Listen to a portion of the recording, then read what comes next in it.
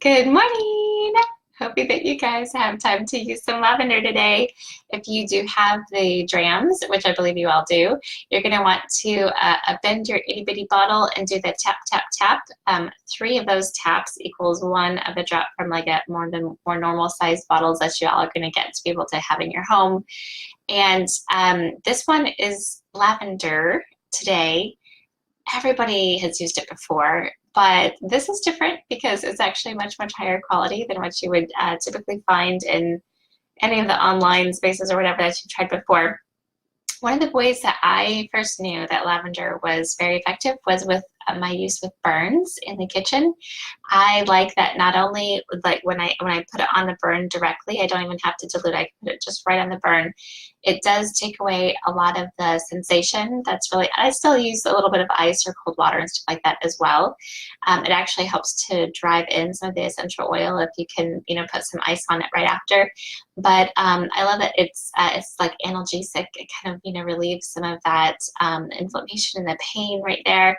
And in addition to that, it does actually help the repair and regeneration of those cells wherever it was. You're not going to have like as long a term scar or burn or whatever as you would have if you had not used this. So I love that. I also, I do use this in some of my, I make my own face wash, which I guess isn't wash, but it's more like the oil cleansing method. And so I use like a coconut oil. I have a couple of things of essential oil that I put into it. Then as you spread it over your face and use a hot wet washcloth to wipe it off, you're getting a lot more of the dirt and the oils that are, produced from your pores out onto that washcloth as you wipe it away. So, so lavender is one of the ingredients in there because it's very good at, reducing inflammation and kind of smoothing over things or whatever.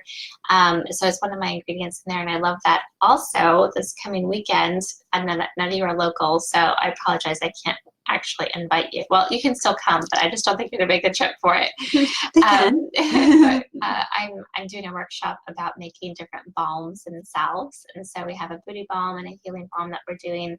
And so lavender is always one of the ingredients in there for things like diaper rash and stuff like that. It's so great to have around. You have some ideas? Yes, and so lavender happens to be an oil that helps you relax as well, and it's included in Serenity, which is another oil that doTERRA sells, which is good for helping you sleep and getting you, to get that good night's sleep that you need. So that's kind of what I associate lavender with, is relaxing, resting, that kind of stuff. But the other thing I definitely relate lavender to is seasonal attacks and dealing with the symptoms of runny nose, scratchy eyes, sneezing during those change in seasons. Lavender paired with peppermint and lemon is a wonderful blend to just help with all of that. I've been using it all season, and I haven't had to take anything to help with decongestion or to help with the sneezing and the runny nose and all that stuff. I've been able to use just a blend of lavender with peppermint and lemon. So I highly recommend that.